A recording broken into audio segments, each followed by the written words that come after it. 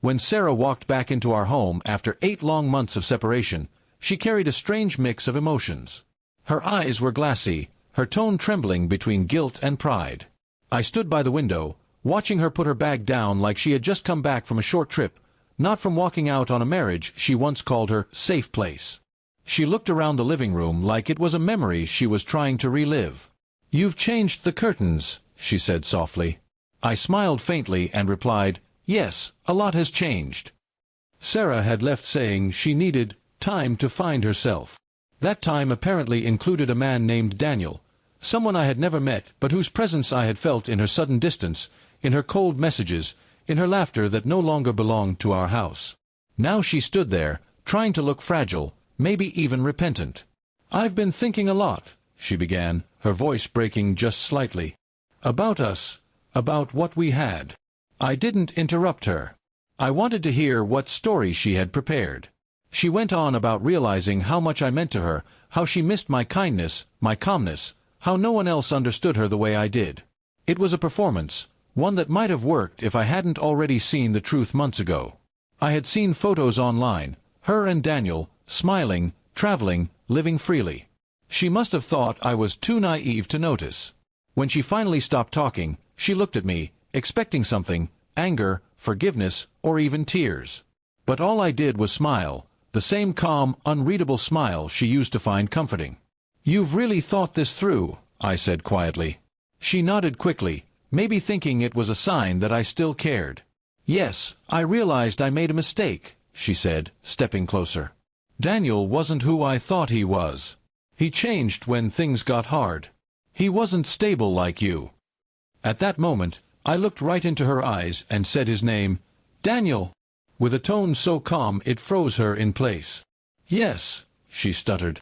"I don't even want to talk about him." But my smile didn't fade. That small, knowing smile carried the weight of every silent night, every ignored call, every moment she chose him over me. She tried to read my expression, but I could see the panic flicker in her eyes. "I know," I said finally, still smiling. "I know everything." Her lips parted, but no words came out. The color drained from her face. What do you mean?" she whispered. I walked past her and picked up the photo frame from the table. It was the old wedding picture she'd once taken with her when she left. "He called me, you know," I said, my voice low and even. "Daniel. 3 months ago." Sarah's eyes widened in disbelief. He called you?" she asked, her hands trembling. I nodded slowly. "He wanted to apologize. He said he didn't know you were married when you first met. He said you lied to him." Her body stiffened, and tears formed at the corners of her eyes. "He told me everything, Sarah.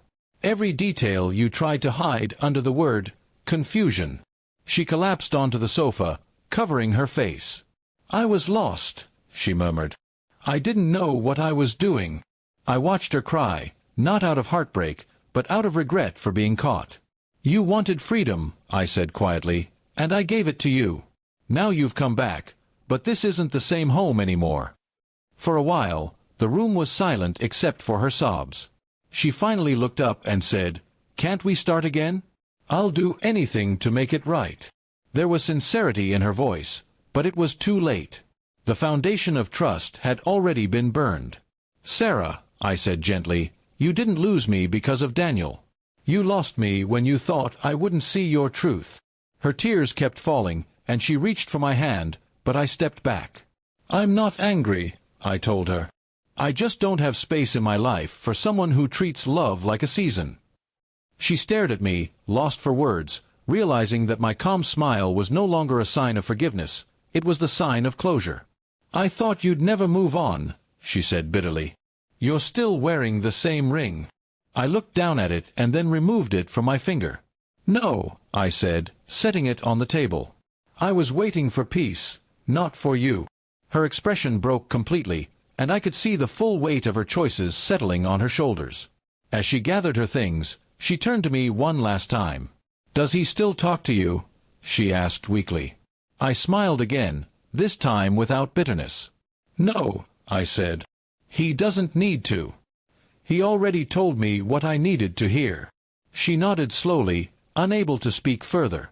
When she walked out of the door, the silence felt different, not heavy or sad, but free. I took a deep breath, feeling years of pain lift off my chest. My smile wasn't about revenge or pride, it was about peace, about knowing I had faced betrayal without becoming bitter. That night, as I sat by the window again, the city lights glowing softly outside, I realized something simple yet powerful. Sometimes, the best answer to someone's drama is calm truth. No shouting, no anger, just a smile that says you already know everything. And when I thought of Daniel's name again, it didn't hurt anymore. It just reminded me that losing someone who couldn't be loyal was, in the end, my greatest gain.